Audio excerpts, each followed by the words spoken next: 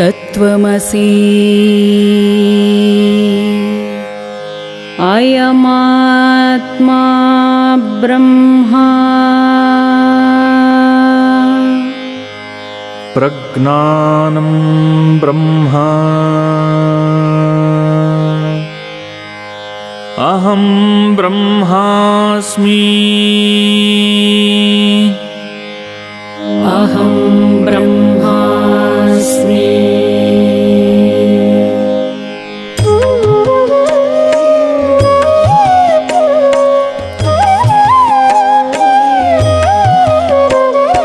ಶಿರಬಾಗಿ ನಮಿಸುವೆನು ಶಂಕರ ಪದಾಂಬುಜಕ್ಕೆ ಪರಮಾತ್ಮ ನಿರವನ್ನು ತೋರಿದ ಯತಿಗೆ.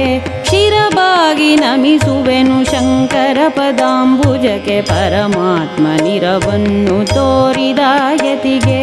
ಧರೆಗಿಳಿದು ಬಂದಂಥ ಶಿವನ ಸ್ವರೂಪರಿಗೆ ಅಧ್ಯಾತ್ಮದರಿವಿತ್ತ ಸದ್ಗುರುವಿಗೆ. ಅಧ್ಯಾತ್ಮದರಿವಿತ್ತ ಸದ್ಗುರುವಿಗೆ ಶ್ರೀ ಶಂಕರಾಚಾರ್ಯ ಗುರುವರಗೆ ನಮನ. ಶ್ರೀ ಶಂಕರಾಚಾರ್ಯ ಗುರುವರಗೆ ನಮನ. ಶ್ರೀ ಶಂಕರಾಚಾರ್ಯ ಗುರುವರಗೆ ನಮನ. ಶ್ರೀ ಶಂಕರಾಚಾರ್ಯ ಗುರುವರಗೆ ನಮನ.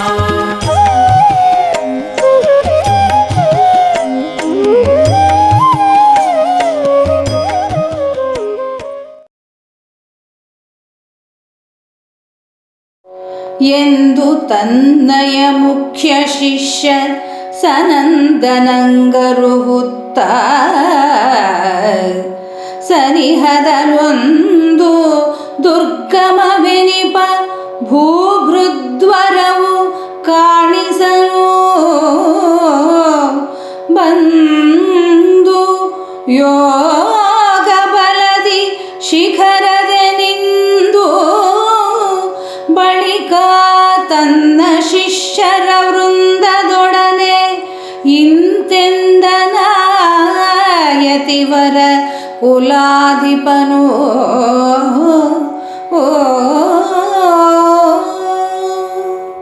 ಶಂಕರಾಚಾರ್ಯರಿಗೂ ಮಂಡನ ಮಿಶ್ರರಿಗೂ ನಡೆದಂತಹ ವಾದದಲ್ಲಿ ಮಂಡನ ಮಿಶ್ರರು ಸೋತು ಹೋಗ್ತಾರೆ.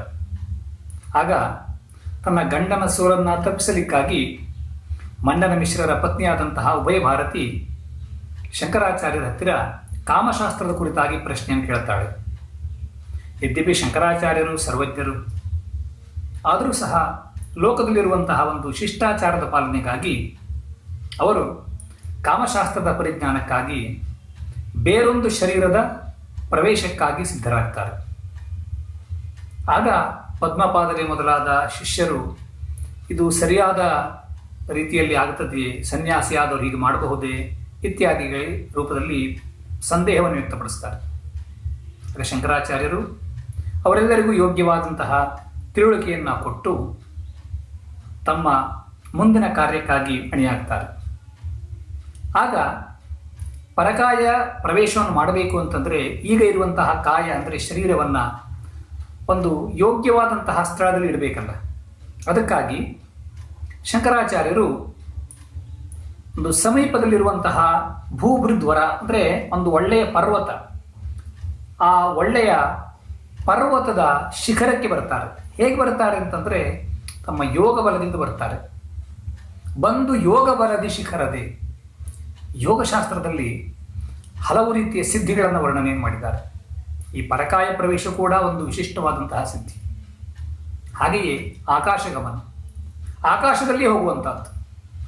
ಶಂಕರಾಚಾರ್ಯರು ಸಿದ್ಧಪುರುಷರು, ಎಲ್ಲ ವಿಧವಾದ ಸಿದ್ಧಿಗಳು ಅವರಲ್ಲಿದ್ದು ಆ ಕಾರಣ ತಮ್ಮ ಯೋಗ ಬಲದಿಂದ ಆ ಪರ್ವತದ ಶಿಖರಕ್ಕೆ ಬಂದು ಯತಿಕುಲ ವರಾಧಿಪರು, ಯತಿಕುಲಕ್ಕೆ ವರ ಅಂದರೆ ಶ್ರೇಷ್ಠರಾದಂಥವರು ಶಂಕರಾಚಾರ್ಯರು. ಯತಿಗಳು ಅಂದರೆ ಸನ್ಯಾಸಿಗಳು ಹೇಗಿರಬೇಕು, ಏನನ್ನು ಮಾಡಬೇಕು ಅಥವಾ ಏನನ್ನು ಮಾಡಬಾರದು, ಈ ಎಲ್ಲ ವಿಷಯಗಳಲ್ಲಿ ಇಡೀ ಯತಿಕುಲಕ್ಕೆ ಆದರ್ಶಭೂತರಾದಂತಹ ಮಹಾಪುರುಷರು ಶಂಕರಾಚಾರ್ಯರು. ಅದಕ್ಕಾಗಿ ಯತಿವರ ಕುಲಾಧಿಪರಾದಂತಹ ಶಂಕರಾಚಾರ್ಯರು ತಮ್ಮ ಶಿಷ್ಯರನ್ನು ಕುರಿತು ಆ ಸ್ಥಳದ ವಿಶೇಷವನ್ನು ಕುರಿತು ವರ್ಣನೆ ಮಾಡ್ತಾರೆ. ಬಹಳ ಒಳ್ಳೆಯ ರಮಣೀಯವಾದಂತಹ ಪ್ರದೇಶ. ಅಲ್ಲಿ ಒಂದು ಸರೋವರ ಇದೆ, ಹೂಗಡಗಳಿವೆ, ಮರಗಳೆಲ್ಲ ಹಣ್ಣಿನಿಂದ ತುಂಬಿವೆ. ಒಂದು ರಮಣೀಯವಾದಂತಹ ಪ್ರದೇಶ ಇದು. ಅಂತಹ ಪ್ರದೇಶಕ್ಕೆ ಬಂದು ಮುಂದಿನ ತಮ್ಮ ಕಾರ್ಯ ಏನು ಎಂಬುದರ ಕುರಿತು ಶಿಷ್ಯರಿಗೆ ವಿವರಣೆಯನ್ನ ಕೊಡ್ತಾರೆ. ಗಿರಿಯ ನಿಕಟದೊಳು ಎನ್ನ ದೇಹವ ಪೊರೆಯುತ್ತಿರಿ ನೀವಿಲ್ಲಿ. ಗಿರಿಯ ನಿಕಟದೊಳೆನ್ನ ದೇಹವ ಪೊರೆಯುತ್ತಿರಿ ನೀವಿಲ್ಲಿ. ನಾನಾಚರಿಸಿ ಬರುವೆನು ತನ್ನ ಕಾರ್ಯವನೆನುತ ಶಂಕರನು. ಅರುಹಿ ಬಳಿಕ ಯೋಗ ಬಲದಿನ್ ವರ ಶರೀರ ಬ್ರಹ್ಮರಂಧ್ರದೆ ಪೊರಟನಂತ ಕರಣ ಜಯದೊಡಗೂಡಿ. ಯೋಗ ಬಲದಿನ್ ವರ ಶರೀರ ಬ್ರಹ್ಮರಂಧ್ರದೆ ಪೊರಟನು ಅಂತಃಕರಣ ಜಯದೊಡಗೂಡಿ. ಹರುಷದಲ್ಲಿ ಶಂಕರನು ಪೊರಟನಂತಃಕರಣ ಜಯದೊಡಗೂಡಿ. ಹರುಷದಲ್ಲಿ ಶಂಕರನು ಪೊರಟನಂತಃಕರಣ ಜಯದೊಡಗೂಡಿ. ಹರುಷದಲ್ಲಿ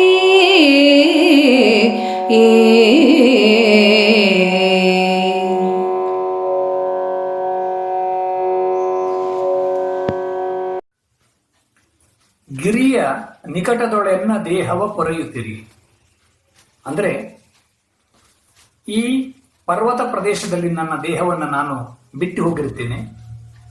ಯಾಕೆಂದರೆ ನಾನು ಅಮರುಕರಾಜನ ಶರೀರವನ್ನ ಪ್ರವೇಶ ಮಾಡಿ ಅಲ್ಲಿ ಯಾವ ಒಂದು ಕಾರ್ಯವನ್ನು ಸಾಧಿಸಬೇಕಾಗಿದೆಯೋ ಅದನ್ನೆಲ್ಲವನ್ನು ಪೂರೈಸಿ ಮತ್ತೆ ಈ ದೇಹದ ಪರಿಗ್ರಹಕ್ಕಾಗಿ ಬರುತ್ತೇನೆ. ಅಲ್ಲಿಯ ತನಕ ಈ ಪರ್ವತ ಪ್ರದೇಶದಲ್ಲಿ ಶರೀರವನ್ನು ಬಿಟ್ಟು ಹೋಗಿರುತ್ತೇನೆ. ಅದನ್ನು ನೀವು ರಕ್ಷಣೆ ಮಾಡ್ತಾ ಇರಿ ಅಂತ ಶಿಷ್ಯರಿಗೆ ಹೇಳ್ತಾರೆ. ಹಾಗೆ ಹೇಳಿ ಮುಂದಕ್ಕೆ ಈ ಶರೀರವನ್ನು ಬಿಟ್ಟು ಹೊರಡಬೇಕಲ್ಲ. ಈ ಶರೀರದಲ್ಲಿ ಇರುವಂತಹ ಈ ಜೀವ ಹೊರಗೆ ಹೋಗುವುದು ಹೇಗೆ? ಯಾವ್ಯಾವುದೋ ಸ್ಥಾನದ ಮೂಲಕ ಜೀವನ ಹೊರಗೆ ಹೋಗುವುದಿಲ್ಲ. ಒಂದು ಶ್ರೇಷ್ಠವಾದ ಸ್ಥಾನ ದೇಹದಲ್ಲಿ ಬ್ರಹ್ಮರಂಧ್ರ ಅಂತ ಹೇಳ್ತಾರೆ, ಸಹಸ್ರಾರ ಚಕ್ರ ಇರುವಂತಹ ಸ್ಥಳ. ಆ ಒಂದು ಬ್ರಹ್ಮರಂಧ್ರದ ಮೂಲಕವಾಗಿಯೇ ಜೀವನು ಶರೀರವನ್ನು ಪ್ರವೇಶ ಮಾಡ್ತಾನೆ ಅಂತ ಉಪನಿಷತ್ತುಗಳಲ್ಲಿ ವರ್ಣನೆ ಕೂಡ ಇದೆ.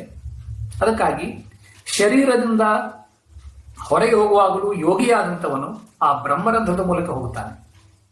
ಶಂಕರಾಚಾರ್ಯರು ಸಹ ಈ ದೇಹವನ್ನು ಬಿಟ್ಟು ಈಗ ಹೊರಡುವಾಗ ತಮ್ಮ ಯೋಗ ಬಲದಿಂದ ತಮ್ಮ ಶರೀರದಲ್ಲಿರುವಂತಹ ಈ ಜೀವನನ್ನ ಬ್ರಹ್ಮರಂಧ್ರದ ತನಕ ತರ್ತಾರೆ. ಆ ಬ್ರಹ್ಮರಂಧ್ರಕ್ಕೆ ತಂದು ಮುಂದೆ ಎಲ್ಲ ಅಂತಃಕರಣ ಜಯದೊಡನೆ ಅಂತಂದ್ರೆ ಈ ಜೀವನು ಶರೀರವನ್ನು ಬಿಟ್ಟು ಹೋಗುತ್ತಾನೆ ಅಂತಂದ್ರೆ ಅರ್ಥವೇನು? ಕೇವಲ ಚೈತನ್ಯ ಮಾತ್ರ ಹೋಗೋದಿಲ್ಲ. ಆ ಚೈತನ್ಯಕ್ಕೆ ಒಂದು ಸೂಕ್ಷ್ಮ ಶರೀರ ಅಂತ ಇರ್ತದೆ. ಆ ಸೂಕ್ಷ್ಮ ಶರೀರದಲ್ಲಿ ಪಂಚಪ್ರಾಣಗಳು, ಮನಸ್ಸು, ಬುದ್ಧಿ, ಇಂದ್ರಿಯಗಳು ಎಲ್ಲವೂ ಸೇರುತ್ತವೆ. 17 ಅವಯವಗಳಿಂದ ಕೂಡಿದಂತಹ ಸೂಕ್ಷ್ಮ ಶರೀರ ಅಂತ ಶಾಸ್ತ್ರದಲ್ಲಿ ವರ್ಣನೆ ಇದೆ. ಅಂತಹ ಸೂಕ್ಷ್ಮ ಶರೀರ ಉಳ್ಳಂತಹ ಜೀವ, ಅಂತಹ ಜೀವನನ್ನ ಶಂಕರಾಚಾರ್ಯರು ತಮ್ಮ ಯೋಗದ ಬಲದಿಂದ ಬ್ರಹ್ಮರಂಧ್ರದ ಮೂಲಕ ತಂದು ಆ ಬ್ರಹ್ಮರಂಧ್ರದಿಂದ ಮುಂದೆ ಬೇರೆ ಶರೀರಕ್ಕೆ ಪ್ರವೇಶ ಮಾಡಲಿ. ಮೃತಿಯ ನೊಂದಿದ ನೃಪತಿ ಗಿರಿಜಾಪತಿಯ ದಯದಿ ಮತ್ತೆ ಜೀವವನ್ ಅತಿಶಯದಿ ತಾಂ ಪಡೆದನೆಂದೇ ಸಕಲ ಪರಿಜನರು ಮತಿಯೊಳಗೆ ನಿಶ್ಚಯಿಸಿ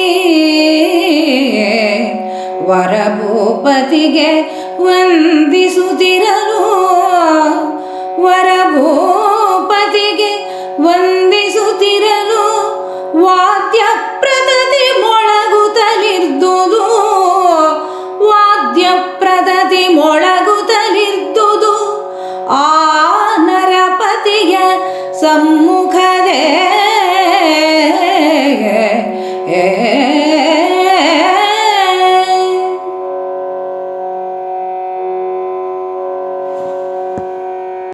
ತಮ್ಮ ಯೋಗಬಲದಿಂದ ಶಂಕರಾಚಾರ್ಯರು ಅಮರುಕ ರಾಜನ ಶರೀರವನ್ನು ಪ್ರವೇಶ ಮಾಡಿದ್ದಾರೆ. ಆ ರಾಜನ ಅರಮನೆಯಲ್ಲಿ ಸ್ಥಿತಿ ಹೇಗಿರಬೇಡ. ಎಲ್ಲರೂ ರಾಜ ಸತ್ತು ಹೋಗಿದ್ದಾನೆ ಅಂತ ಭಾವಿಸಿದ್ರು. ಆದರೆ ರಾಜನಿಗೆ ಜೀವ ಬಂದಿದೆ. ಮುಖ್ಯವಾಗಿ ಅವನ ಹೆಂಡತಿಯರಿಗೆ ತಮ್ಮ ಪತಿ ಸತ್ತು ಹೋಗಿದ್ದಾನೆ, ನಾವು ಅನಾಥರಾಗಿದ್ದೇವೆ ಎನ್ನುವಂತಹ ದುಃಖದಲ್ಲಿದ್ದರು. ಈಗ ಆ ಶರೀರದ ಅವಯವಗಳಲ್ಲಿ ಏನು ಚಲನೆ ಕಂಡು ಬರ್ತಾ ಇದೆಯೋ ಅದನ್ನು ನೋಡಿ ಅವರಿಗೆ ಗೊತ್ತಾಗಿದೆ, ಇಲ್ಲ, ನಮ್ಮ ಪತಿ ಜೀವಂತನಾಗಿದ್ದಾನೆ. ಬಹಳ ಸಂತೋಷದಲ್ಲಿದ್ದಾರೆ ಅವನ ಪತ್ನಿಯರು. ಕೇವಲ ಪತ್ನಿಯರು ಮಾತ್ರವಲ್ಲ, ಆ ಪರಿಜನರು, ಸುತ್ತಲೂ ಇರುವಂತಹ ಜನರು ನೋಡ್ತಾ ಇದ್ದಾರೆ, ಸತ್ತು ಹೋದಂತಹ ರಾಜ ಮತ್ತೆ ಬದುಕಿ ಬಂದಿದ್ದಾನೆ. ಇದೇನು ಆಶ್ಚರ್ಯ! ಇದಕ್ಕೆ ಕಾರಣ ಏನಿರಬಹುದು? ಸತ್ತು ಹೋದವನು ಬದುಕಿ ಬಂದ ಅಂತಂದ್ರೆ ಆ ಗಿರಿಜಾಪತಿಯ ದಯ. ಮೃತಿಯ ನೊಂದಿದ ನೃಪತಿ ಗಿರಿಜಾಪತಿಯ ದಯದಿಂ ಅಂತ ಹೇಳ್ತಾರೆ. ಗಿರಿಜಾಪತಿಯಾದಂತಹ ಪರಮೇಶ್ವರನ ದಯೆಯಿಂದ ಬದುಕಿ ಬಂದಿದ್ದಾನೆ. ಪರಮೇಶ್ವರ ಅವನ ಮೃತ್ಯುಂಜಯ, ಮೃತ್ಯುವಿಗೂ ಮೃತ್ಯುವಿನ ಸ್ಥಾನದಲ್ಲಿರುವಂಥವನು. ಆ ಕಾರಣ ಜನರ ಜೀವನಕ್ಕೆ ಜೀವವನ್ನು ಕೊಡುವಂತಹ ಆ ಪರಮಾತ್ಮ ನಮ್ಮ ರಾಜನಿಗೆ ಮತ್ತೆ ಜೀವವನ್ನು ಕೊಟ್ಟಿದ್ದಾನೆ. ನಮ್ಮ ರಾಜ ಮರಳಿ ಬಂದಿದ್ದಾನೆ ಅಂತ ನಿಶ್ಚಯಿಸಿ ಎಲ್ಲ ಅರಮನೆಯಲ್ಲಿರುವಂತಹ ಜನರು ಸಂತೋಷದಿಂದ ಆ ರಾಜನ ಚರಣ ಕಮಲಗಳಿಗೆ ನಮಸ್ಕಾರವನ್ನು ಮಾಡ್ತಾ ಇದ್ದಾರೆ. ವರ ಭೂಪತಿಗೆ ವಂದಿಸುತ್ತಿರಲು ಮತ್ತೆ ಸಂತೋಷವಾಗಿದೆಯಲ್ಲ, ಆ ಸಂತೋಷದ ಅಭಿವ್ಯಕ್ತಿಗಾಗಿ ಎಲ್ಲ ಕಡೆಗಳಿಂದಲೂ ನಾನಾ ವಿಧವಾದಂತಹ ವಾದ್ಯಗಳು ಮೊಳಗುತ್ತಾ ಇವೆ. ವಾದ್ಯ ಪ್ರತತಿ ಮೊಳಗುತ್ತಲಿರ್ತುದ ನರಪತಿಯ ಸಮ್ಮುಖದಿ. ಆ ನರಪತಿಯ ರಾಜನ ಸಮ್ಮುಖದಲ್ಲಿ ನಾನಾ ವಿಧವಾದಂತಹ ವಾದ್ಯಗಳು ಮೊಳಗುತ್ತಾ ಇವೆ. ಎಲ್ಲ ಕಡೆಗೂ ಅತ್ಯಂತ ಸಂಭ್ರಮವಾಗಿದೆ, ಯಾಕೆಂದ್ರೆ ಎಲ್ಲರಿಗೂ ತುಂಬಾ ಸಂತೋಷವಾಗಿದೆ. ಮೃತ್ಯುವನು ನೆರೆಗೆಲಿದ ಭೂವರನು ಅತ್ಯಧಿಕ ಸಂಭ್ರಮದಿ ಪುರದೊಳು ನಿತ್ಯ ದೇವೋತ್ಸವವನೆಸಗುತ್ತಲೀ ನಿತ್ಯ ದೇವೋತ್ಸವವನೆಸಗುತ್ತಲೀ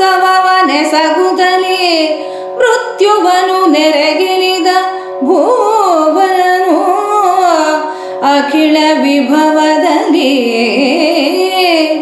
ಭೃತ್ಯವರ್ಗಕ್ಕೆ ಮುದವನೆಸಗುತ್ತ ನೃತ್ಯಗಾನ ಸುವಾದ್ಯ ವರ ಸಾಹಿತ್ಯ ಲೋಲುಪರಾಗಿ ನೃತ್ಯಗಾನ ಸುವಾದ್ಯ ವರ ಸಾಹಿತ್ಯ ಲೋಲುಪನಾಗಿ ಸುಖದಿಂದಿದ್ದನ ಪುರದೇ.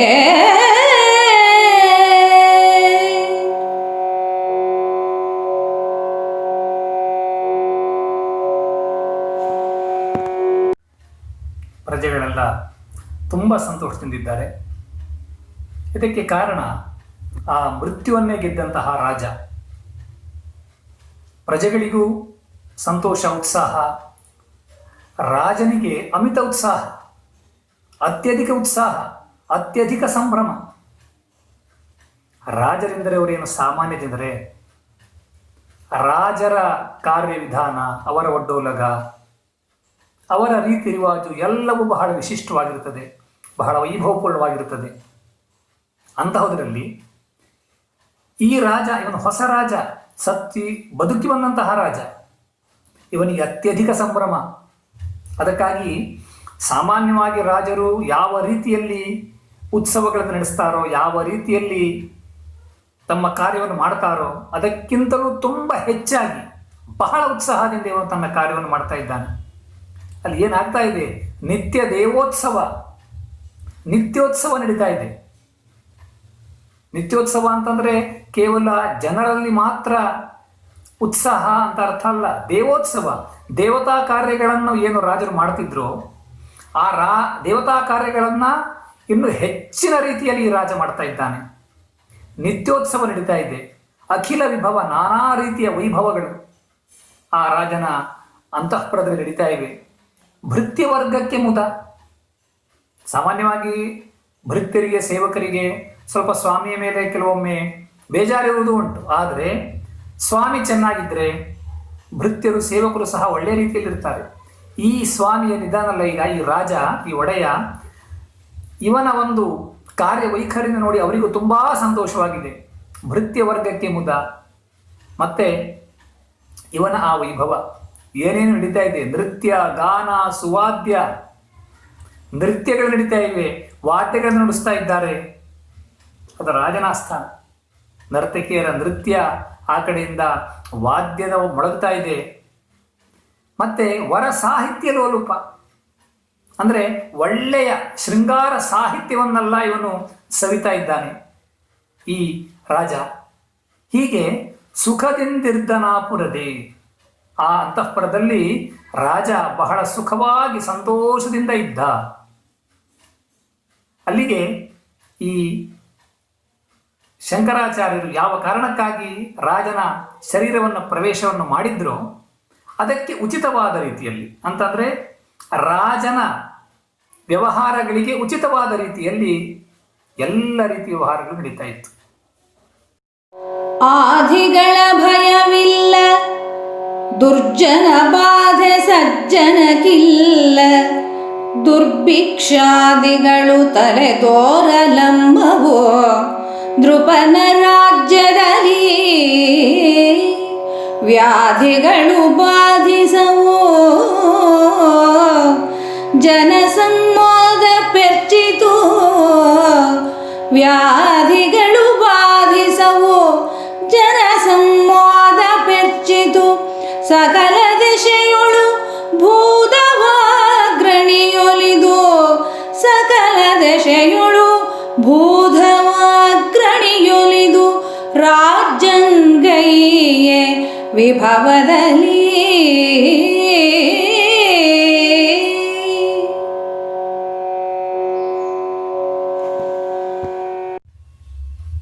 ಈ ಹೊಸ ರಾಜನ ಆಳ್ವಿಕೆಯ ಸಮಯದಲ್ಲಿ ಆ ರಾಜ್ಯದಲ್ಲಿ ಎಂತಹ ಸಮೃದ್ಧಿ, ಎಂತಹ ಸುಭಿಕ್ಷ, ಒಂದು ವಿಶಿಷ್ಟವಾದಂತಹ ಪರಿವರ್ತನೆ ಆಗಿಬಿಟ್ಟಿದೆ ಆ ರಾಜ್ಯದಲ್ಲಿ. ಯಾಕೆಂದರೆ ಧರ್ಮವನ್ನು ಪಾಲಿಸುತ್ತಾ ಈ ಹೊಸ ರಾಜ ರಾಜ್ಯಭಾರವನ್ನು ಮಾಡ್ತಾ ಇದ್ದಾನೆ. ಮಳೆ ಬೆಳೆ ಎಲ್ಲವೂ ಸರಿಯಾದ ರೀತಿಯಲ್ಲಿ ಆಗ್ತಾ ಇದೆ. ಸುಭಿಕ್ಷ ಸ್ಥಿತಿ ಇದೆ ರಾಜ್ಯದಲ್ಲಿ.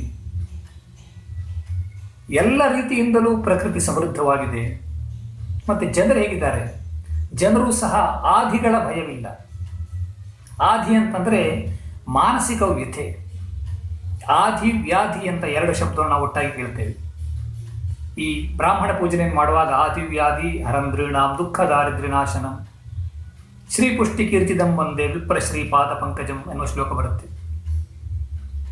ಆದಿ ಅಂತಂದರೆ ಆ ಮಾನಸಿಕ ವ್ಯಥೆ. ಮಾನಸಿಕ ವ್ಯಥೆ ಪ್ರಜೆಗಳಲ್ಲಿ ಇಲ್ಲವೇ ಇಲ್ಲ. ಆದಿಗಳ ಭಯವಿಲ್ಲ. ಯಾಕಂದರೆ ಎಲ್ಲರ ಮನಸ್ಸಿನಲ್ಲೂ ನೆಮ್ಮದಿ, ಪ್ರಕೃತಿಯಲ್ಲಿಯೂ ಸಮೃದ್ಧಿ, ಒಳಗಿನ ಅಂತಃಕರಣದಲ್ಲಿಯೂ ಸಮೃದ್ಧಿ. ದುರ್ಜನ ಬಾಧೆ ಸಜ್ಜನಕ್ಕಿಲ್ಲ. ಸಜ್ಜನರಿಗೆ ದುರ್ಜನರ ಭಯವಿರುತ್ತದೆ. ಸಾಧೂನಾಂ ದುರ್ಜನೋ ಭಯಂ ಅಂತ ಒಂದು ಸುಭಾಷಿತ ಇದೆ. ಆದರೆ ಈ ರಾಜನ ಆಳ್ವಿಕೆಯಲ್ಲಿ ಸಜ್ಜನರಿಗೆ ದುರ್ಜನರ ಹೆದರಿಕೆಯೇ ಇಲ್ಲ. ಯಾಕೆಂದರೆ ದುರ್ಜನರೇ ಇಲ್ಲವಲ್ಲ, ಎಲ್ಲ ಸಜ್ಜನರು, ಸಜ್ಜನರಿಂದ ಕೂಡಿದ ಒಂದು ಸುರಾಜ್ಯ. ಮತ್ತೆ ದುರ್ಭಿಕ್ಷಾದಿಗಳು ತಲೆದೋರವು. ಆ ರಾಜನ ರಾಜ್ಯದಲ್ಲಿ ದುರ್ಭಿಕ್ಷ ಎನ್ನುವುದು ಇಲ್ಲವೇ ಇಲ್ಲ. ಯಾಕೆಂದರೆ ಸರಿಯಾದ ಸಮಯದಲ್ಲಿ ಒಳ್ಳೆಯ ರೀತಿಯಲ್ಲಿ ಮಳೆ ಆಗ್ತಾ ಇದೆ, ಬೆಳೆ ಆಗ್ತಾ ಇದೆ. ದುರ್ಭಿಕ್ಷೆ ಬರಲಿಕ್ಕೆ ಸಾಧ್ಯ. ವ್ಯಾಧಿಗಳು ಬಾಧಿಸವು. ವ್ಯಾಧಿ ರೋಗಗಳು ಶರೀರಕ್ಕೆ ಬರ್ತಾನೆ ಇರ್ತವೆ ಆವಾಗ ಇವಾಗ. ಆದರೆ ಈ ಹೊಸ ಅಮರುಕ ರಾಜನ ಕಾಲದಲ್ಲಿ ಪ್ರಜೆಗಳಿಗೆ ಶರೀರದಲ್ಲಿ ವ್ಯಾಧಿಗಳೇ ಇಲ್ಲ, ರೋಗಗಳೇ ಇಲ್ಲ. ಜನಸಮ್ಮೋದ ಪೆರ್ಚಿತು ಸಕಲ ದಿಶೆಗಳು. ಎಲ್ಲ ರೀತಿಯಿಂದಲೂ ಜನರ ಮೋದ, ಸಂತೋಷ ಹೆಚ್ಚಿದೆ. ಯಾವ ರೀತಿಯಿಂದಲೇ ನೋಡಿದರೂ ಪ್ರಜೆಗಳೆಲ್ಲರೂ ತುಂಬ ಸಂತುಷ್ಟರಾಗಿದ್ದಾರೆ. ಇದಕ್ಕೆ ಕಾರಣ ಆ ಭೂಧವಾಗ್ರಣಿ. ಭೂಧವ ಅಂದರೆ ಭೂಮಿಗೆ ಒಡೆಯನಾದಂತಹ ರಾಜ. ಆ ರಾಜರಲ್ಲಿ ಶ್ರೇಷ್ಠನಾದಂತಹ ಈ ಹೊಸ ಅಮರುಕ ರಾಜ್ಯ ಇವನು ರಾಜ್ಯವನ್ನು ರಾಜ್ಯಂಗೈಯೇ ವಿಭವತಿ, ತನ್ನ ವೈಭವದಿಂದ ರಾಜ್ಯವನ್ನು ಆಳ್ತಾ ಇರುವಾಗ ಎಲ್ಲ ರೀತಿಯಲ್ಲೂ ಪ್ರಜೆಗಳು ಸಕಲ ಸಮೃದ್ಧಿಯನ್ನು ಹೊಂದಿ ಸಂತೋಷವಾಗಿದ್ದರು. ಮೃತಿಯನಾಂತಿರ್ದೆಮ್ಮ ಭೂಮಿಪತಿಯು ಜೀವವ ಪಡೆದ ಮತ್ತೀ ಸ್ಥಿತಿಯು ಬಹುಳಾಶ್ಚರ್ಯವಾಗಿಹುದು ಐಸೆ ಭಾವಿಸಲು. ಕ್ಷಿತಿಪತಿಯ ಕುಶಲತೆಯು ಪೂರ್ವಸ್ಥಿತಿಯ ಪೋಲದು. ಕ್ಷಿತಿಪತಿಯ ಕುಶಲತೆಯು ಪೂರ್ವಸ್ಥಿತಿಯ ಪೋಲದು. ಮತಿಯು ವರಗೀಷ್ಪತಿಯ ಮತಿಗೆಣೆಯಾಗಿ ರಾಜಿಸುತ್ತಿಹುದು ಭೂಪತಿಯ.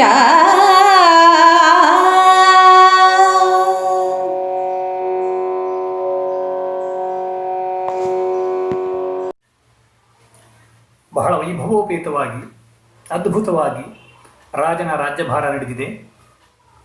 ಆಗ ಮಂತ್ರಿಗಳೆಲ್ಲ ಸೇರಿ ಆಲೋಚನೆ ಮಾಡ್ತಾರೆ, ಎಂತಹ ಅದ್ಭುತ ಇದು. ನಮ್ಮ ರಾಜ ಮೃತಿಯನ್ನು ಹೊಂದಿದ ಸತ್ತು ಹೋಗಿದ್ದ, ಆದರೆ ಮೃತಿಯನ್ನು ಹೊಂದಿದ ಭೂಮಿಪತಿ ಜೀವವ ಪಡೆದ, ಮತ್ತೆ ಬದುಕಿ ಬಂದ. ಇದೆಂತಹ ಆಶ್ಚರ್ಯ! ಇದು ನಂಬಲಿಕ್ಕೆ ಅಸಾಧ್ಯವಾದಂತಹ ಮಾತು, ಬಹುಳಾಶ್ಚರ್ಯ. ಆದರೆ ಆಶ್ಚರ್ಯ ಇಷ್ಟಕ್ಕೆ ನಿಲ್ಲಲಿಲ್ಲ. ಈ ಭೂಮಿಪತಿ ಮೊದಲಿನಂತೆ ಇಲ್ಲ.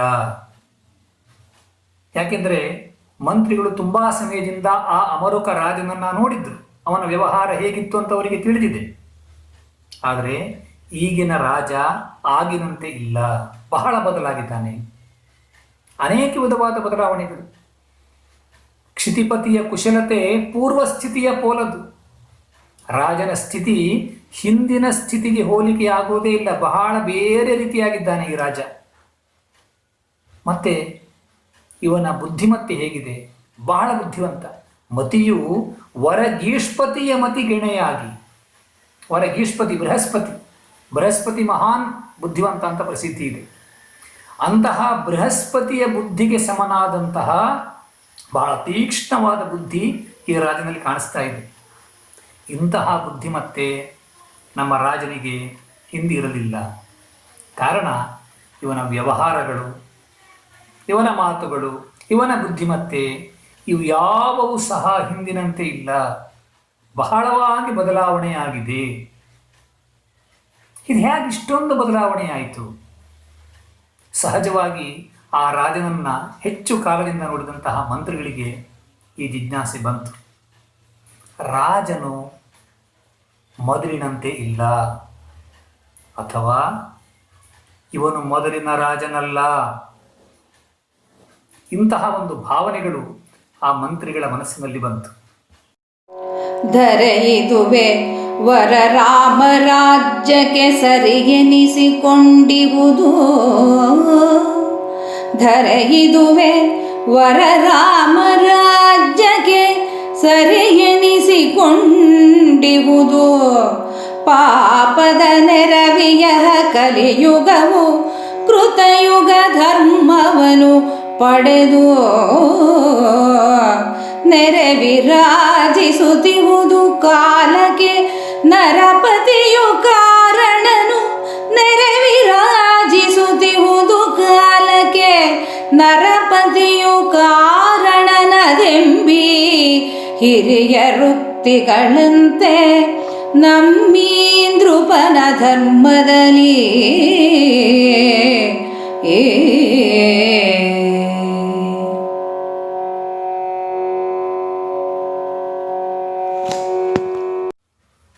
ಮಂತ್ರಿಗಳು ಮುಂದುವರೆದು ವಿಚಾರ ಮಾಡ್ತಾರೆ.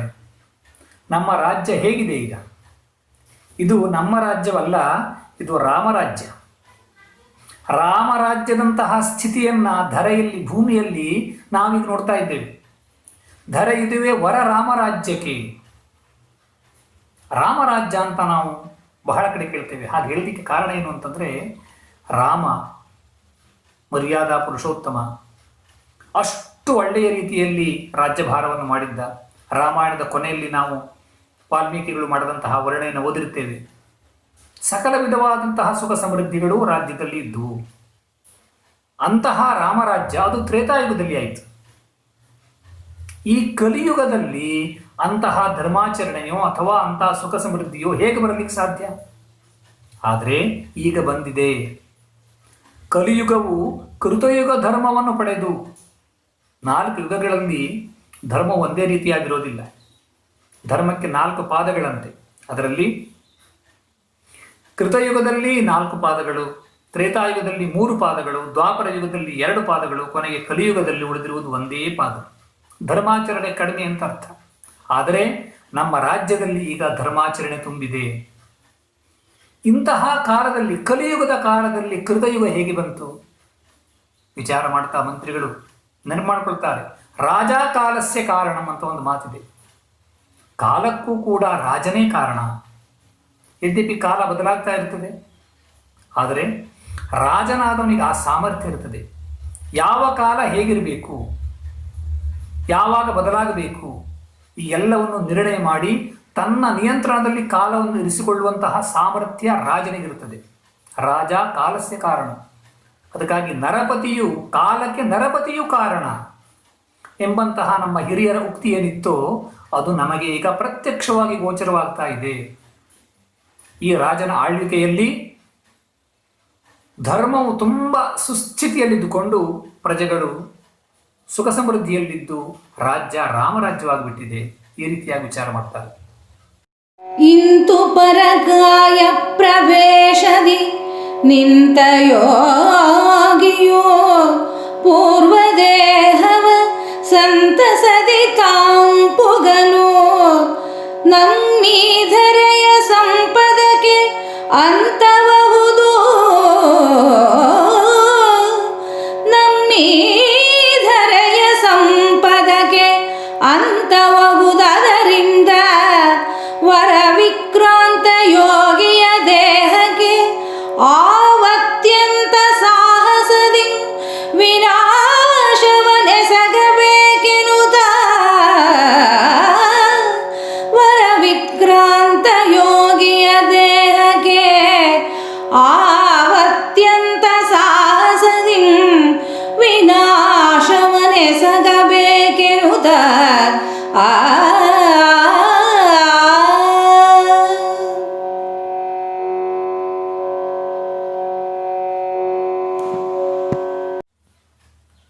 ಬೇರೆ ಬೇರೆ ರೀತಿಯಲ್ಲಿ ವಿಚಾರವನ್ನು ಮಾಡುತ್ತಾ ಕೊನೆಗೆ ಮಂತ್ರಿಗಳಿಗೆ ಗೊತ್ತಾಗ್ತದೆ, ಇವನು ನಿಜವಾಗಿಯೂ ನಮ್ಮ ರಾಜನಲ್ಲ, ನಮ್ಮ ರಾಜ ಸತ್ತೋಗಿದ್ದಾನೆ. ಹಾಗಾದರೆ ಇಲ್ಲಿರುವವನು ಯಾರು? ಇವನು ಯಾರು ಅಂತಂದರೆ ಪರಕಾಯ ಪ್ರವೇಶದಿ ನಿಂತ ಯೋಗಿ,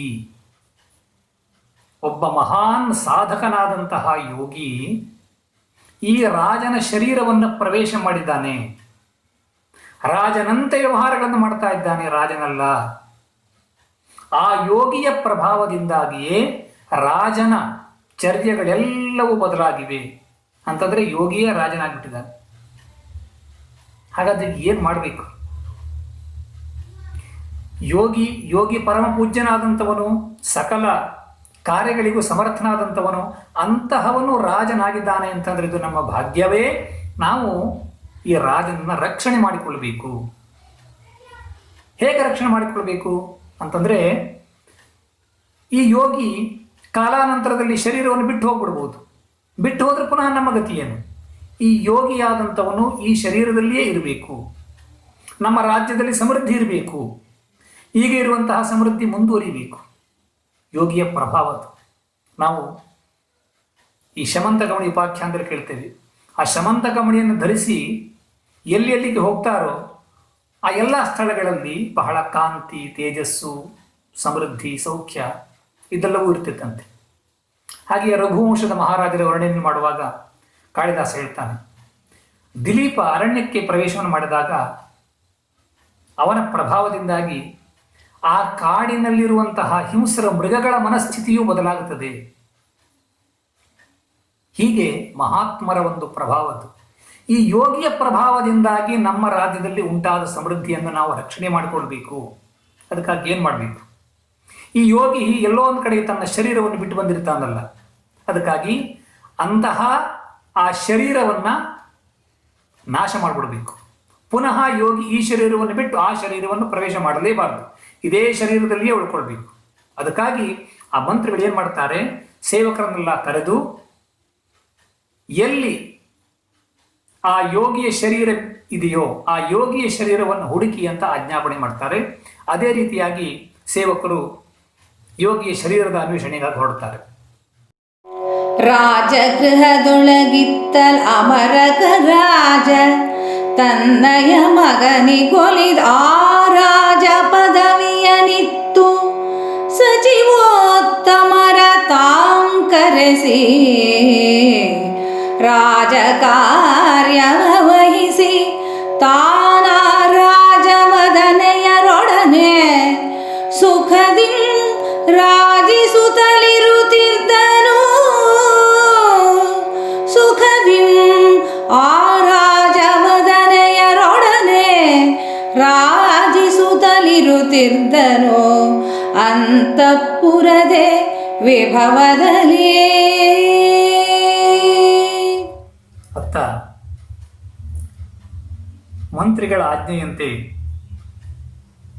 ಸೇವಕರೆಲ್ಲರೂ ಆ ಯೋಗಿಯ ಶರೀರವನ್ನು ಹುಡುಕ್ತಾ ಆ ಶರೀರವನ್ನು ನಾಶ ಮಾಡಬೇಕು ಅಂತ ತಮ್ಮ ಕಾರ್ಯದಲ್ಲಿ ನಿರತರಾಗಿದ್ದರೆ, ಇತ್ತ ರಾಜ ಏನು ಮಾಡ್ತಾ ಇದ್ದ? ರಾಜ ಅವನು ಕೇವಲ ರಾಜನಲ್ಲ, ಅವನು ಯೋಗಿ ತಾನೆ. ರಾಜನಿಗೆ ಉಚಿತವಾದಂತಹ ಭೋಗಗಳನ್ನು ಅನುಭವಿಸಲಿಕ್ಕೆ ಬಂದಂತಹ ಯೋಗಿ ಅವನು, ರಾಜ ಯೋಗಿ. ಅದಕ್ಕಾಗಿ ಅವನು ತನ್ನ ಭೋಗಕ್ಕೆ ಹೆಚ್ಚಿನ ಮಹತ್ವವನ್ನು ಕೊಡ್ತಾನೆ. ಏನು ಮಾಡ್ದ? ರಾಜಕಾರ್ಯವನ್ನು ಮಾಡಬೇಕಲ್ಲ. ರಾಜನಾದಂಥವನು ಭೋಗದಲ್ಲೇ ನಿರತರಾದರೆ ರಾಜನಿಗೆ ಮಾಡಬೇಕಾದಂತಹ ಕರ್ತವ್ಯಗಳು ಹೇಗೆ ನಡೀತೇವೆ? ಅದಕ್ಕೆ ಅವನು ಏನು ಮಾಡ್ತಾನೆ? ತನ್ನಯ ಮಗನಿಗೊಲಿದ ರಾಜ ಪದವಿಯನ್ನಿತ್ತು. ರಾಜ ಪದವಿಯನ್ನ ಅಮರುಕ ರಾಜನ ಮಗನಿದ್ದಾನಲ್ಲ, ಆ ತನ್ನ ಮಗನಿಗೆ ರಾಜ ಪದವಿಯನ್ನಿತ್ತು. ರಾಜ್ಯಭಾರದ ಕೆಲಸ ಏನಿದೆಯೋ ಅದನ್ನೆಲ್ಲವೂ ನೀನೇ ಮಾಡು, ಇವತ್ತಿನಿಂದ ನೀನೇ ರಾಜ ಅಂತ ತನ್ನ ಜವಾಬ್ದಾರಿಯನ್ನೆಲ್ಲವನ್ನ ಮಗನಿಗೆ ವಹಿಸಿ, ಅಲ್ಲ ಅವನಿಗೆಲ್ಲವೂ ಅದು ಹೇಗೆ ತಕ್ಷಣಕ್ಕೆ ಅರ್ಥ ಆಗ್ಲಿಕ್ಕೆ ಸಾಧ್ಯ ರಾಜನ ಮಗನಿಗೆ ಅಂತಂದರೆ, ಮಂತ್ರಿಗಳಿದ್ದಾರಲ್ಲ, ಸಚಿವೋತ್ತಮರ ತಾಂ ಕರೆಸಿ ಆ ರಾಜಕುಮಾರನ ನೇತೃತ್ವದಲ್ಲಿ ರಾಜ ಕಾರ್ಯವನ್ನು ಏನೇ ನಡೆಸಬೇಕಾಗಿದೆಯೋ ಅದೆಲ್ಲವನ್ನು ನೀವು ನಡೆಸಿ. ರಾಜಕುಮಾರನಿದ್ದೇ ಇರ್ತಾನೆ. ಹೀಗೆ ತನ್ನ ಜವಾಬ್ದಾರಿಯನ್ನು ಅವನಿಗೆ ವಹಿಸಿ ಇವರೇನು ಮಾಡ್ತಾ ಇದ್ದಾನೆ? ರಾಜವದನೆಯರೊಡನೆ ಸುಖದಿಮ್ಮ ರಾಜಿಸುತ್ತ. ರಾಜವದನೆಯರು ಅಂತಂದರೆ ಬಹಳ ಮನೋಹರವಾದ ಸುಂದರವಾದ ಮುಖವುಳ್ಳಂತಹ ಆ ರಾಜನ ಪತ್ನಿಯರು. ಆ ಪತ್ನಿಯರೊಡನೆ ಇವನು ತನ್ನ ಭೋಗಕ್ಕೆ ಸಂಬಂಧಿಸಿದಂತಹ ವ್ಯವಹಾರದಲ್ಲಿ ನಿರತನಾಗುತ್ತಾನೆ. ರಾಜ ಭೋಗವನ್ನು ಪಡೆಯಲಿಕ್ಕಾಗಿಯೇ ಬಂದಂಥವನು. ಅದಕ್ಕಾಗಿ ರಾಜನಾದವನಿಗೆ ಅಂತಃಪುರದಲ್ಲಿ ಯಾವ ಯಾವ ರೀತಿಯ ಒಂದು ಸುಖ ಸಂತೋಷಗಳು ಪತ್ನಿಯರಿಂದ ಲಭಿಸಲಿಕ್ಕೆ ಸಾಧ್ಯವೋ ಆ ಎಲ್ಲ ರೀತಿಯಾದಂತಹ ಸುಖ ಸಂತೋಷದಲ್ಲಿಯೇ ರಾಜ ನಿರತನಾಗುತ್ತಾನೆ. ಅವನ ಅಂದರೆ ಆ ರಾಜನ ಆ ಯೋಗಿಯ ಉದ್ದೇಶವೇ ಅದು, ಭೋಗ ಪ್ರಾಪ್ತಿ. ಎಲ್ಲಿ ರಮ್ಯೋದ್ಯಾನ ಸರಸಿಗಳು, ಎಲ್ಲಿ ಪುಷ್ಪಲತಾ ಗೃಹಗಳು, ಎಲ್ಲಿ ಶಶಿಶಾಲಾ ಪ್ರದೇಶಗಳು, ಎಲ್ಲಿ ಕೌಮುದಿಯೋ ಅಲ್ಲಿಗಲ್ಲಿಗೆ ಗಮಿಸಿ ಹಸಿತೋತ್ಪುಲ್ಲವದನೆಯರೊಡನೆ ಭೂಪತಿಯು ಉಲ್ಲಸಿತನಾಗುತ್ತ ವಿಹರಿಸುತ್ತಿದ್ದನುತ್ಸವದೇ.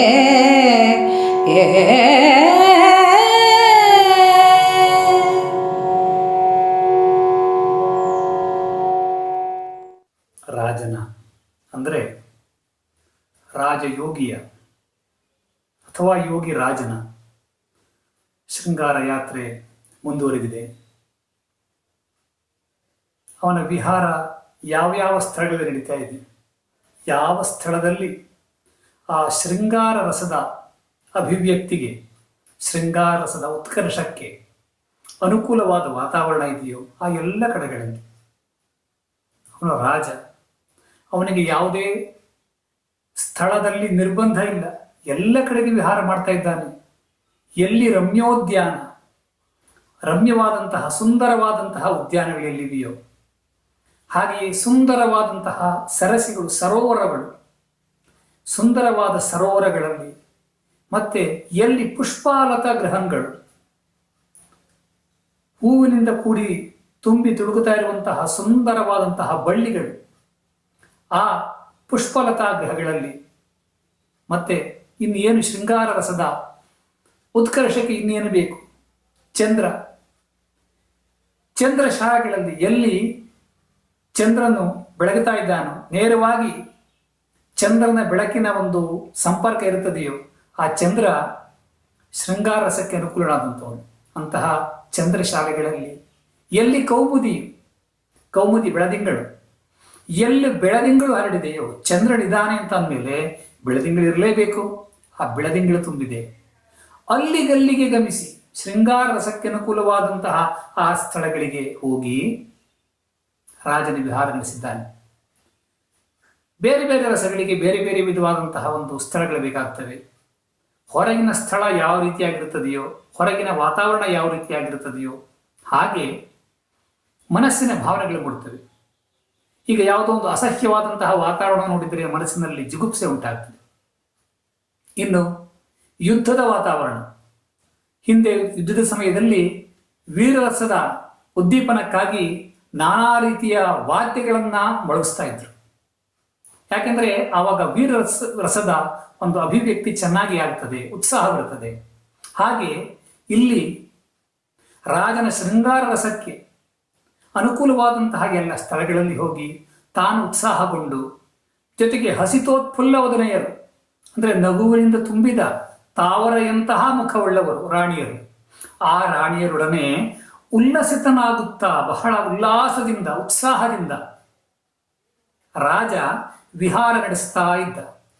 ರಾಜನಾದ ಕಾರಣ ಅವನಿಗೆ ಎಲ್ಲಿಯೂ ಸಹ ಯಾವುದೇ ಒಂದು ಅಡೆತಡೆಗಳು ಇರಲಿಲ್ಲ. ತನ್ನ ರಾಣಿಯರೊಡನೆ ಆ ರಾಜ ಅಂದರೆ ರಾಜಯೋಗಿ ವಿಹಾರವನ್ನು ನಡೆಸ್ತಾ ಇದ್ದ. ಈ ಪರಿಯೊಳ ಭೂಪ ದೇಹ ವ್ಯಾಪಕನು ತಾನಾಗಿ, ಈ ಪರಿಯೊಳು ಆ ಭೂಪ ದೇಹ ವ್ಯಾಪಕನು ತಾನಾಗಿ, ಯತಿ ಕುಲದೀಪನು ಆ ಸುದತಿಯರ ಕಾಮಕಲಾಪ ಚೇಷ್ಟೆಗಳ ಲೇಪವಿಲ್ಲದೆ ಕಾಮಕಲೆಗಳ ರೂಪ ಮಾತ್ರದೊಳರಿತು, ಕಾಮಕಲಾಪ ಚೇಷ್ಟೆಗಳ ಲೇಪವಿಲ್ಲದೆ ಕಾಮಕಲೆಗಳ ರೂಪ ಮಾತ್ರದೊಳರಿತು, ಸದಸದ್ರೂಪನಂದದೆ ಸಕಲ ಚೇಷ್ಟೆಗೆ ಸಾಕ್ಷಿಯಾಗಿದ್ದ. ಆ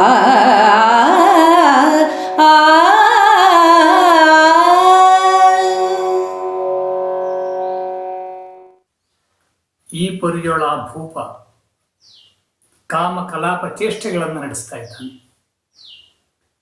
ಇಲ್ಲಿ ಈ ಚೇಷ್ಟೆಗಳನ್ನು ನಡೆಸ್ತಾ ಇರುವಂಥವ್ರು ಯಾರು? ದೇಹವೇ, ಜೀವನೇ ಅಂತ ಕೇಳಿದರೆ ಬಹಳ ಸೂಕ್ಷ್ಮವಾದ ಅರ್ಥ ಇಲ್ಲಿ ಅಡಗಿದೆ. ಮೇಲ್ನೋಟಕ್ಕೆ ಸಾಧಾರಣ ಜನರು ಜ್ಞಾನಿಗಳ ವ್ಯವಹಾರವನ್ನು ಅರ್ಥ ಮಾಡಿಕೊಳ್ಳುವ ರೀತಿ ಬೇರೆ, ಆದರೆ ನಿಜವಾದ ಆಂತರ್ಯ ಬೇರೆ. ವಾಸುದೇವ ಶ್ರೀಕೃಷ್ಣ ಗೋಪಿಯರೊಡನೆ ರಾಸಲೀಲೆ ನಡೆಸಿದ ಅಂತ ನಾವು ಕೇಳ್ತೇವೆ. ಮೇಲ್ನೋಟಕ್ಕೆ ಸುಮ್ಮನೆ ಅದೇ ಒಂಥರ ಚೇಷ್ಟೆ, ಕ್ರೀಡೆ, ಮೋಜು ಮಸ್ತಿ ಅಂತ ಅನಿಸ್ಬಹುದು. ಆದರೆ ಶ್ರೀಕೃಷ್ಣನ ನಿಜವಾದ ರೂಪವನ್ನು ಯಾರು ತಿಳ್ಕೊಂಡಿದ್ದಾರೋ ಅವರಿಗೆ ಆ ಎಲ್ಲ ಚೇಷ್ಟೆಗಳ ನಿಜವಾದ ಅರ್ಥ ಆಗ್ತದೆ.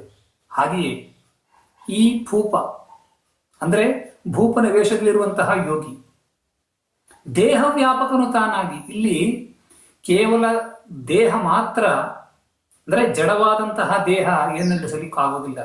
ಒಳಗೆ ಚೈತನ್ಯ ಇರಬೇಕು. ಚೈತನ್ಯ ಇಡೀ ದೇಹವನ್ನು ತುಂಬಿದ್ದಾಗಲೇ ದೇಹವು ಬೇರೆ ಬೇರೆ ಚಟುವಟಿಕೆಗಳನ್ನು ಮಾಡಲಿಕ್ಕೆ ಸಾಧ್ಯ.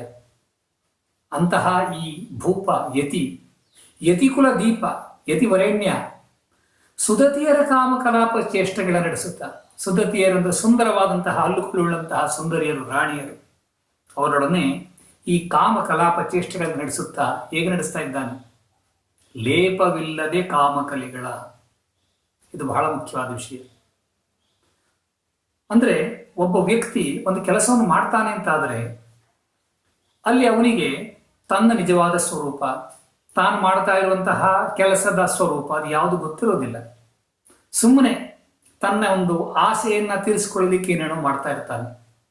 ಆದರೆ ಈ ದೇಹ ಮತ್ತು ಆತ್ಮ ಇವೆರಡರ ವಿವೇಕ, ದೇಹ ಬೇರೆ ಆತ್ಮ ಬೇರೆ ಎನ್ನುವಂತಹ ಜ್ಞಾನ ಯಾವುದಿರುತ್ತದೆಯೋ ಅವನು ಮಾಡುವಂತಹ ವ್ಯವಹಾರಗಳಿಗೆ ಯಾವುದೇ ಲೇಪ ಇರೋದಿಲ್ಲ. ಅಂತಂದ್ರೆ ಅವನು ಏನನ್ನು ಬೇಕಾದರೂ ಮಾಡಬಹುದು. ಶಾಸ್ತ್ರೀಯವಾದಂತಹ ವ್ಯವಹಾರಗಳು, ಲೌಕಿಕ ವ್ಯವಹಾರಗಳು, ಯಾವ ಕ್ರಿಯೆಗಳನ್ನು ಮಾಡಿದರೂ ಅವುಗಳಿಂದಾಗಿ ಅವನಿಗೆ ಲೇಪ ಇರೋದಿಲ್ಲ. ದೇಹಾತ್ಮದ ಅಭಿಮಾನ ಅಂದರೆ ದೇಹ ಮತ್ತು ಆತ್ಮ ಬೇರೆ ಬೇರೆ ಅಂತ ಎಲ್ಲಿ ತನಕ ಗೊತ್ತಾಗೋದಿಲ್ವೋ ಅಲ್ಲಿ ತನಕ ಆ ಕ್ರಿಯಾಕಲಾಪಗಳ ಸಂಬಂಧ. ಯಾವನು ದೇಹಕ್ಕಿಂತಲೂ ಬೇರೆಯಾದ ಕೇವಲ ಆತ್ಮನನ್ನು ತಿಳ್ಕೊಂಡಿದ್ದಾನೋ ಅವನು ಮಾಡುವಂತಹ ವ್ಯವಹಾರ ಅದು ಕೇವಲ ಲೇಪವಿಲ್ಲದ ತೋರಿಕೆಯ ವ್ಯವಹಾರ. ಅದನ್ನಾದರೂ ಯಾಕೆ ಮಾಡಬೇಕು ಅಂತ ಹೇಳಿದ್ರೆ ಒಂದು ಕರ್ತವ್ಯ ಪಾಲನೆಗಾಗಿ ಮಾಡಬೇಕಾಗ್ತದೆ. ಈಗ ಶಂಕರಾಚಾರ್ಯರಿಗೆ ಕಾಮಶಾಸ್ತ್ರಕ್ಕೆ ಸಂಬಂಧಿಸಿದಂತಹ ಒಂದು ಜ್ಞಾನ ಬೇಕಾಗಿದೆ. ಆ ಜ್ಞಾನವನ್ನು ಪಡೆಯಲಿಕ್ಕಾಗಿ ಕಾಮಕಲೆಗಳ ರೂಪ ಮಾತ್ರದೊಳಗಿತ್ತು. ಕಾಮಕಲೆಗಳ ಸ್ವರೂಪವನ್ನು ತಿಳಿಲಿಕ್ಕಾಗಿ ಸದಸದ್ರೂಪನಂದದೆ, ಸದಸದ್ರೂಪ ಪರಮಾತ್ಮ ಅವನ ಸದ್ರೂಪ ಇದ್ದಾನೆ, ಆದರೆ ಕಣ್ಣಿಗೆ ಕಾಣಿಸೋದಿಲ್ವಲ್ಲ, ಅದಕ್ಕಾಗಿ ಇಲ್ಲದೆ ಇದ್ದಂತೆ ಇದ್ದಾನೆ, ಆದರೆ ಇದ್ದಾನೆ. ಅಂತಹ ಅಸದ್ರೂಪನಾದಂತಹ ಪರಮಾತ್ಮ ಅವನ ಒಂದು ಬೇರೆ ಬೇರೆ ಅವತಾರಗಳಲ್ಲಿ ಬೇರೆ ಬೇರೆಯಾದಂತಹ ಅವನ ಒಂದು ಕಾರ್ಯಕಲಾಪಗಳಿಂದ ಯಾವುದೇ ಲೇಪ ಅವನಿಗೆ ಹೇಗಿರೋದಿಲ್ವೋ ಹಾಗೆಯೇ ಶಂಕರಾಚಾರ್ಯರ ಈ ಕಾಮಕಲಾಪ ಚೇಷ್ಟೆಗಳು ಸಹ ಲೇಪವಿಲ್ಲದ ಕೇವಲ ತೋರಿಕೆ ವ್ಯವಹಾರಗಳಾಗಿರ್ತವೆ. ಕಾಮಶಾಸ್ತ್ರವದಾದಿಯಾಗಿ ಉತ್ತಾಮ ವರವೇದಾಂತ ಶಾಸ್ತ್ರವನು ಆ ಮಹಾಪರಮಾರ್ಥದೊಳಗೆ ಸಮನ್ವಯಗೈದು ಉದ್ಧಾಮ ನಿಧಿ ಭೂಮಿಪನು ನೆರೆ ನಿಷ್ಕಾಮ ಮಾನಸನಾಗಿ ಸಂತತ ಕಾಮಿನಿ ಜನದೊಡನೆ ವಿಹರಿಸುತ್ತಿದ್ದನೊಲವಿನಲಿ.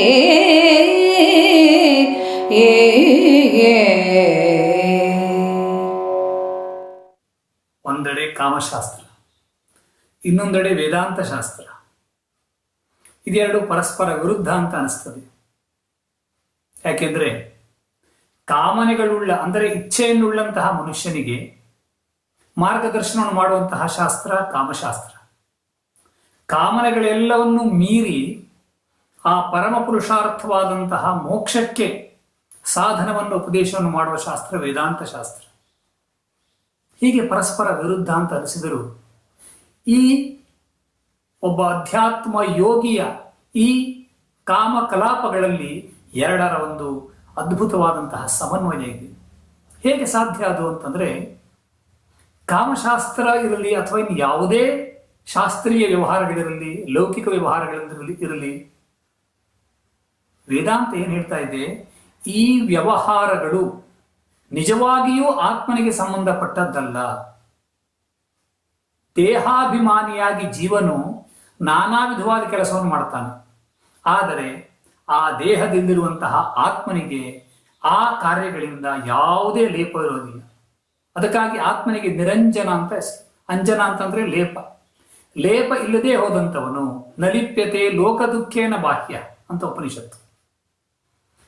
ದೇಹವು ನಡೆಸುವಂತಹ ಕ್ರಿಯಾಕಲಾಪಗಳು ಯಾರು ತಾನು ದೇಹಕ್ಕಿಂತಲೂ ಬೇರೆಯಾದಂತಹ ಕೇವಲ ಆತ್ಮನಾಗಿದ್ದೇನೆ ಅಂತ ತಿಳ್ಕೊಂಡಿರ್ತಾನೋ, ಹಾಗೆ ತಿಳ್ಕೊಂಡು ತಾನು ಆ ಕೇವಲ ಆತ್ಮ ಸ್ವರೂಪದಲ್ಲಿಯೇ ಇರ್ತಾನೋ ಅವನು ಈ ದೇಹಕ್ಕೆ ಸಂಬಂಧಿಸಿದ ವ್ಯವಹಾರಗಳಿಂದ ಲೇಪವನ್ನು ಪಡೆಯೋದಿಲ್ಲ. ಅವನು ನಿರಂಜನನಾಗಿ ಹಾಗೇ ಇರ್ತಾನೆ. ಅಂತ ಆತ್ಮನಿಗೆ ಸಾಕ್ಷಿ ಅಂತ ಹೆಸರು.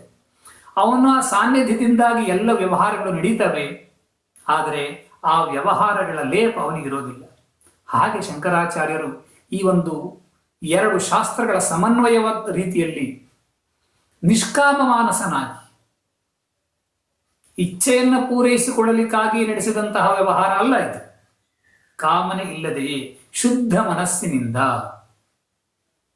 ತನ್ನ ಕರ್ತವ್ಯದ ಪಾಲನೆಗಾಗಿ, ಅಂದರೆ ಪ್ರಕೃತದಲ್ಲಿ ಕಾಮಶಾಸ್ತ್ರದ ಸ್ವರೂಪ ಜ್ಞಾನಕ್ಕಾಗಿ ನಡೆಸಿದಂತಹ ವ್ಯವಹಾರ. ಅದಕ್ಕಾಗಿ ಈ ವಿಹಾರ ಇದು ಒಂದು ರೀತಿಯಲ್ಲಿ ತೋರಿಕೆ ವ್ಯವಹಾರ. ಆದರೆ ತೋರಿಕೆ ವ್ಯವಹಾರಗಳನ್ನು ಸಹ ಸರಿಯಾಗಿ ನಿರ್ವಾಹ ಮಾಡ್ತಾರೆ. ಇದು ಜ್ಞಾನಿಗಳ ಒಂದು ವಿಶಿಷ್ಟತೆ ಅಥವಾ ಪರಮಾತ್ಮನ ಅವತಾರದ ಸಮಯದಲ್ಲಿ ನಾವು ನೋಡ್ತೇವಲ್ಲ, ಶ್ರೀರಾಮನ ರೂಪದಲ್ಲಿ ಮಹಾವಿಷ್ಣು ಬಂದಾಗಲೂ ಸಹ ಅವನು ವಿಚಿತ್ರವಾದಂತಹ ತನ್ನ ಒಂದು ಮಾಯಾಶಕ್ತಿಯ ಪ್ರದರ್ಶನವನ್ನು ಮಾಡ್ತಾ ಇರಲಿಲ್ಲ. ಆತ್ಮಾನಂ ಮಾನುಷಂ ಮನ್ಯೆ, ಮನುಷ್ಯ ಸಹಜನಾಗಿಯೇ ಇದ್ದವನು. ಹಾಗೆಯೇ ಒಬ್ಬ ರಾಜನು ಹೇಗಿರಬೇಕು ಆ ರೀತಿಯಾಗಿ ಭೋಗದ ಒಂದು ಛಾಯೆಯಲ್ಲಿ ಮುಳುಗಿ ಭೋಗಾಸಕ್ತನಾಗಿ ರಾಜನ ರೂಪದಲ್ಲಿ ಯೋಗಿ ಇದ್ದ. ಇಂತಹ ಯೋಗಿ ರಾಜ ಅಥವಾ ರಾಜಯೋಗಿ ಶ್ರೀ ಶಂಕರಾಚಾರ್ಯರು, ಅವರಿಗೆ ಮತ್ತೊಮ್ಮೆ ಪ್ರಣಾಮಗಳನ್ನು ಸಲ್ಲಿಸೋಣ.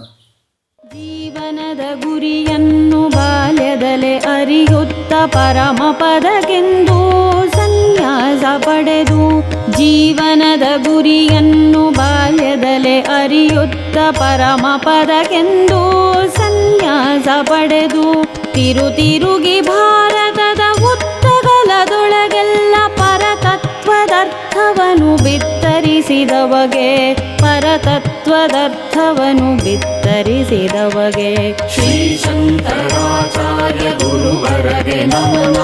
ಶ್ರೀ ಶಂಕರಾಚಾರ್ಯ ಗುರುವರಗೆ ನಮನ. ಶ್ರೀ ಶಂಕರಾಚಾರ್ಯ ಗುರುವರಗೆ ನಮನ. ಶ್ರೀ ಶಂಕರಾಚಾರ್ಯ ಗುರುವರಗೆ ನಮನ.